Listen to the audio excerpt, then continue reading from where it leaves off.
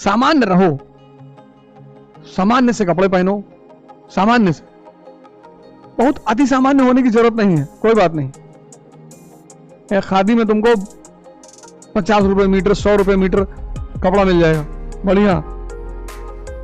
अभी तुम अति सामान्य होने की कोशिश मत करो कि लोग मुझे देखें, मैं 5 लाख की घड़ी लगा लूं, सीके का शर्ट पहन लूं। कोई फायदा नहीं है, अभी कोई फायदा नहीं है। अभी तुम साफ सुथरा रहो, साफ सुथरा रहो और सामान्य रहो।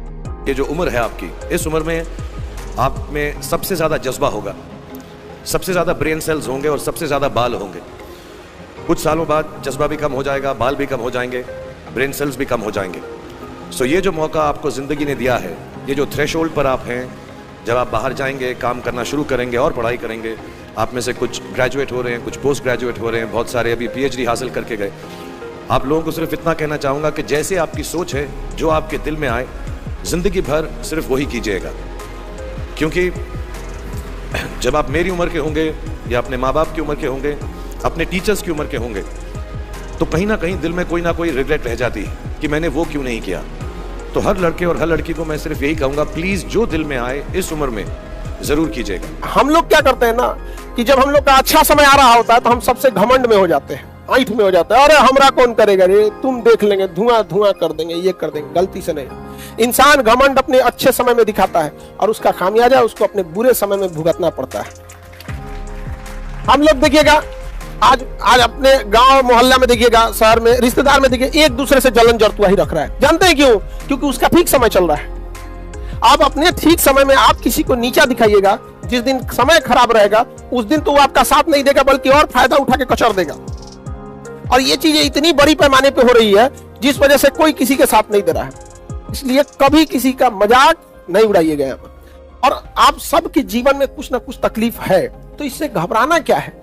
अगर रात अंधेरी है तभी तारों के चमकने का अहमियत भी है। हम लोग जिंदगी जीते रहते हैं, किसी से लड़ते हैं, किसी से प्यार करते हैं, फिर झगड़ा करते हैं, लड़ते हैं, सफल होते हैं, किसी को हराते हैं, किसी से हारते हैं तो नफरत पाल लेते हैं, हराते हैं तो ये भाव मन में आता है कि मैंने हरा दिया, मैं विजेता हूं।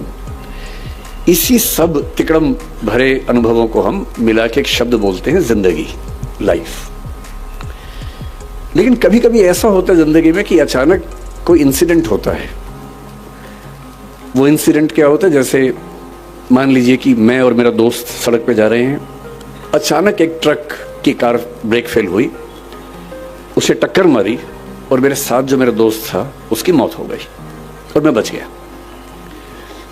अब जो मुझे एहसास होगा, उस एहसास का मतलब है नथिंगनेस, शून्यता। उस मोमेंट पे, उस क्षण में ये लगता है कि क्या है जिंदगी में ऐसा, और मैं जो इकट्ठा करने में लगा हूं, मैं जो ताकत के पीछे भाग रहा हूं, मैं जिस 8 साल बाद की प्रमोशन के लिए अभी से रात दिन जुटा हुआ हूं, ये सब तो 1 सेकंड का खत्म होने का वाला खेल है। जिस जिंदगी का 1 सेकंड बाद का अता पता नहीं है, भरोसा नहीं है, कल सुबह में उठूंगा भी या नहीं ये भी नहीं पता है, और मैं ऐसी जिंदगी जी रहा हूं जो 10 साल बाद मैं ये बन जाऊंगा, 18 साल बाद मेरी प्रमोशन ये होगी, मैं सेक्रेटरी बन जाऊंगा या मैं हाई कोर्ट का जज बन जाऊंगा। इस अनुभव में जो लोग थोड़े ज़्यादा सेंसिटिव हैं, संवेदनशील हैं, वो इस अनुभव को झेल नहीं पाते और उनके लिए इसी बिंदु पर टर्निंग पॉइंट आता है और वो जीवन का रास्ता मोड़ लेते हैं कि जब जीवन में कुछ भरोसा नहीं तो मैं इन निरर्थक चीज़ों के पीछे क्यों भागता रहूं।